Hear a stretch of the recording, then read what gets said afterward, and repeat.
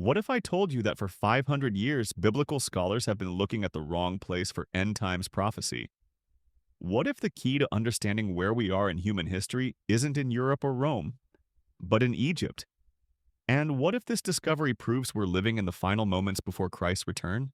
For centuries, Bible students have interpreted Daniel's famous statue vision as representing successive world empires: Babylon, Persia, Greece, and Rome. The feat of iron and clay? Most say that's modern Europe. But here's the problem: Rome never actually fell. It transformed into the Catholic Church. The European 10 kingdoms don't match the prophecy. They're stable, not mixed with clay. And this interpretation completely ignores the most important nation in biblical history after Israel: Egypt. Egypt appears over 600 times in the Bible, more than any nation except Israel. From Abraham to Moses, from Joseph to Jesus himself, Egypt is where God has always worked throughout history. So why would Daniel's vision ignore Egypt entirely? What if Daniel wasn't prophesying about random world empires, but about the one place where God's people have always gone in times of crisis?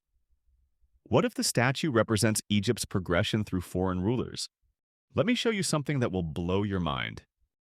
The gold head, peak Egyptian dynasties, the New Kingdom under Ramesses II, when Egypt was at its absolute golden peak of wealth and power.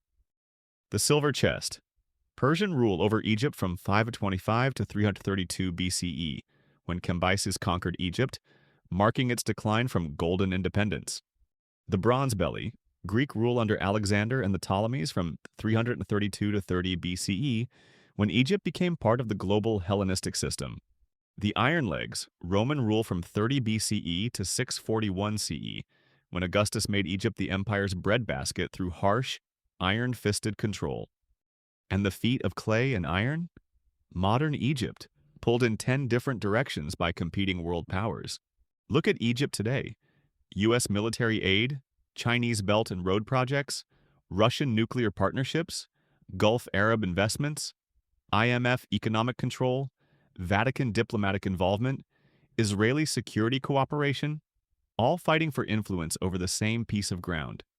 This is the iron and clay that cannot cleave together, exactly as Daniel prophesied. But wait, there's more.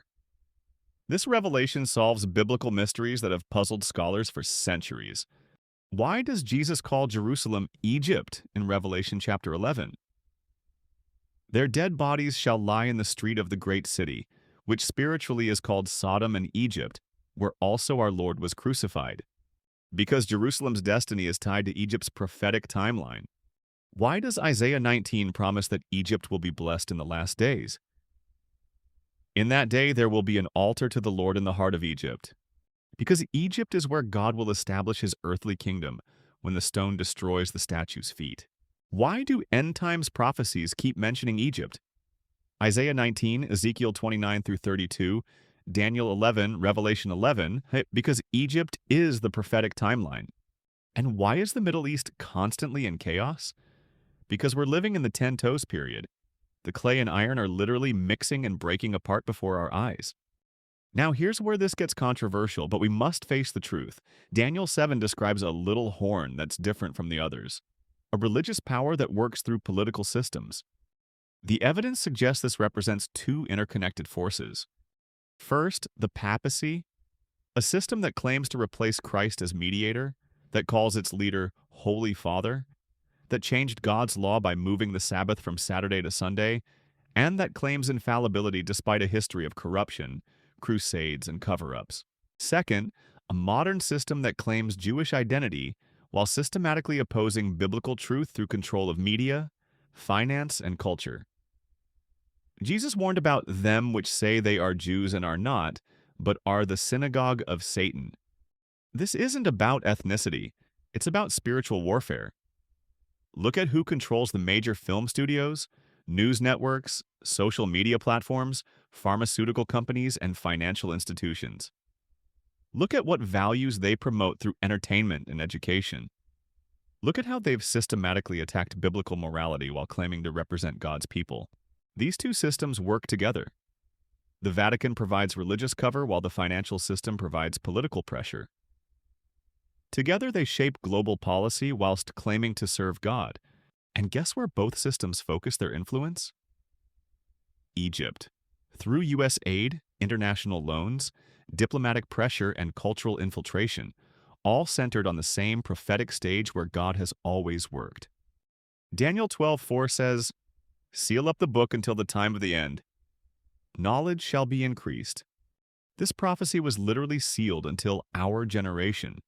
Previous generations couldn't see it because they lacked complete archaeological records of Egypt's dynastic history, global communication to observe worldwide influence patterns, the ability to see how international power structures operate, and real-time access to political and economic information. But now we can see it all.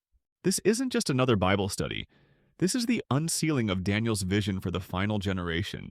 If this revelation is true, we are living in the final moments before Christ's new kingdom. Daniel 2:44 says, "In the days of these kings shall the God of heaven set up a kingdom, which shall never be destroyed." Look at Egypt today. Everyone ignores it until there's a crisis, then suddenly the whole world needs Egypt. The Suez Canal carries 12% of global trade. Egypt controls Gaza's only non-Israeli border. It's the gateway between Africa and the Middle East. Yet Egypt can't act independently because too many powers control it. The 2025 Gaza war proves this perfectly. Egypt wants to help Palestinians but can't act freely because of Israeli and American control. Egypt opens borders for refugees but closes them under pressure. Egypt mediates peace talks but has no real power to enforce anything.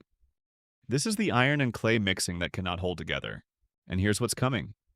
Isaiah 19 promises that Egypt will return to Yahweh. The Lord shall be known to Egypt, and the Egyptians shall know the Lord in that day. Ezekiel dedicates 4 entire chapters to Egypt's end times role. Revelation calls the final confrontation location Egypt, where Christ was crucified. For 500 years since the Protestant Reformation, Bible students have wondered, where exactly are we in the prophetic timeline? Why doesn't the traditional interpretation fit current events?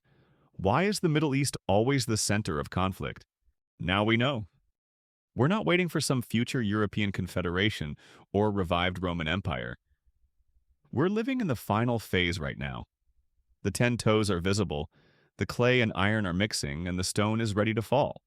Egypt, the land where Abraham learned to trust God, where Joseph ruled the world, where Moses confronted Pharaoh, where Israel was born as a nation, where Jesus lived as a child, Egypt is where human history will end, and God's kingdom will begin.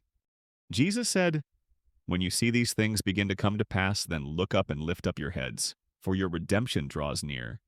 The question isn't whether this interpretation is correct. The question is whether you're watching the right place. Keep your eyes on Egypt. The stone is about to fall. But thou, O Daniel, shut up the words and seal the book, even to the time of the end. Many shall run to and fro, and knowledge shall be increased. The seal is broken. The knowledge has increased. The time of the end is here. What do you think? Does this Egypt-centered interpretation make sense of current events in ways the traditional view cannot? Share your thoughts in the comments, and if this opened your eyes to something new, make sure to subscribe for more end times revelations that mainstream Christianity won't tell you.